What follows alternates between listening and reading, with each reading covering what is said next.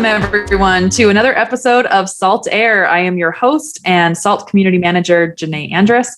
And of course, I'm here with my co-host and founder of Salt, Tom Hatch. And if you want to see more of Tom, because that's all anyone wants to see more of all the time, please subscribe, hit the button below, and join us for episodes every single week as we get more granular on Salt. Today, we're going to talk about masters and minions. And I have a very specific question for Tom about this. Are you ready, Tom? Yeah, hit me. Okay. So there was a discussion in the community recently about whether or not you could have your masters and your minions on different versions of Salt. So if you have to keep your versions upgraded across to have all your masters and your minions on the same version, they all need to be on the same version. Oh my gosh, no, that would be terrible. No, please do. Like you designed it effectively or something. Yeah, no, masters and minions do not need to be on the same version. That would be such a pain in the neck. That would be terrible. But let me explain where... So they do not need to be on the same version of Salt. No. The version gap is actually... That's like a soft no. This is a hard no. Hard no. Okay, well, elaborate, because we have 10 minutes and I want to know all the things. Okay, so what happened is that in the early days of Salt, I made a few mistakes on how the Master Minion Communication API was built. And so there were a couple of versions where I had to break Master Minion compatibility. At the time, what I did was I made sure that anytime that I had to break Master Minion compatibility, a new master would always work with old minions so that you can easily update your master first and be assured that your existing minions would still connect to your new master. And that became the recommendation, is that you always update your master first, restart your master, your old version minions should always reconnect to that master. And for a long time, that makes sense. We had no version compatibility issues. And then back, I think it was in 2017, a bug was introduced where there was a version mismatch. And this is one of those things that have been in the docs for years, right? Since I think 2013, and nobody had really thought about it. And so panic ensued because that mistake was made. And I was really curious how that mistake had been made, because I'd put a ton of barriers in place to prevent this type of mistake from happening directly inside of how the APIs themselves worked. So this wasn't one of those things where it just wasn't thought about, and then when someone stumbled into it, you realized we needed a solution. It was something you very intentionally set up a specific way, and yet panic ensued. Oh yeah, no, I very specifically put significant amounts of code in there to prevent cross-version breakage, and at the same time to allow us to have version breakage over a large group or a large set of versions, so that I could come back and say something like, "Look, there are 4 major versions have been released, and so we deprecated something which created breakage." But even then, I designed it with the goal that even if we had to make changes, we still wouldn't have version breakage. And again, the motto was always, the goal was always, a newer version of the master will always work with older minions.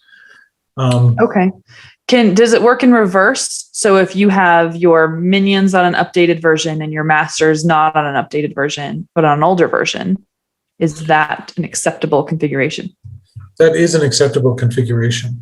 So our current policy is that if we have to break that API compatibility, it will be in the direction of new master, old minions. Basically, a new master needs to always be able to accept old minions, because it's ridiculous to say, well, update one system or update thousands of systems. Right, you'd have to have that. With that said, on a release-by-release basis, the intent certainly is, and the goal certainly is, that there is no breakage in either direction, meaning that new minions should be able to communicate with old masters without issue. Okay. The problem that we run into Now- is, yeah.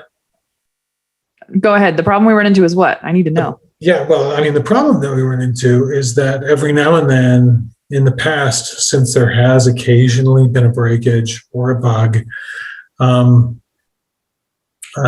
run into somebody who has experienced it, and they just think, oh, well, that's constant. That could happen anytime again.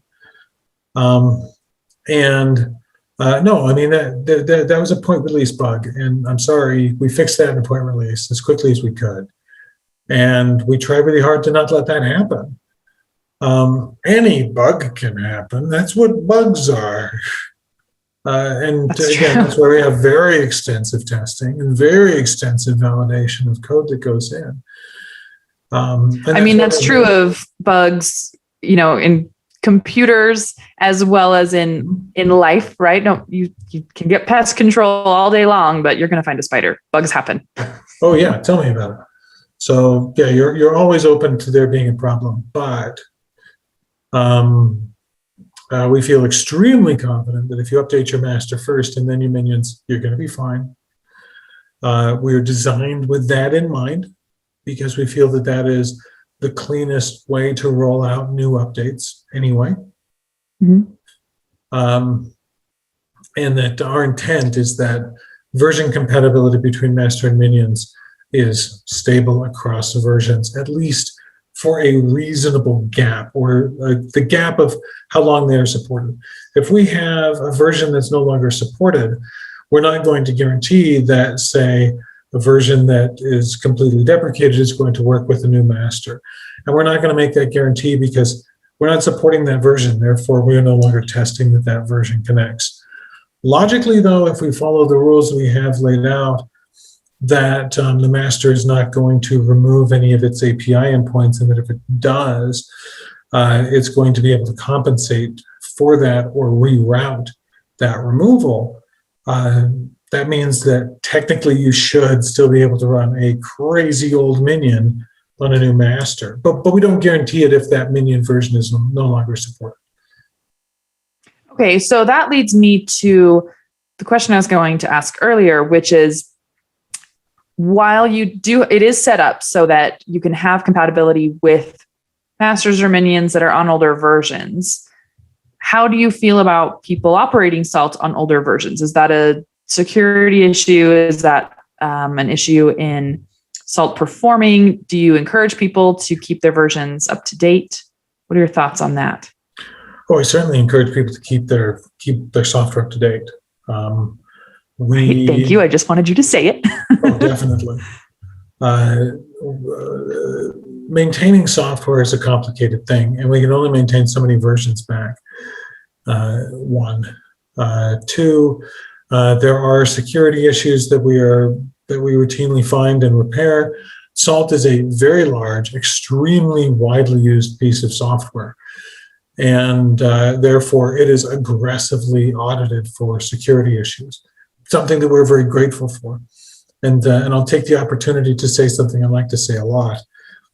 If you have software that is not receiving security vulnerabilities, it means nobody's looking. It doesn't mean it's been perfectly built. It means nobody's looking, and that's bad. If they're not finding a problem, they're not looking. Right.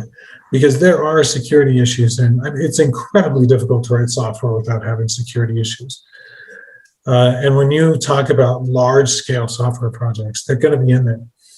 The best thing that you can see from a project is that it has CVEs come out on a fairly regular basis. If you have software projects that are large and complex, and CVEs have not come out in many years, and it's being actively developed, there's a decent chance that people are missing some obvious issues.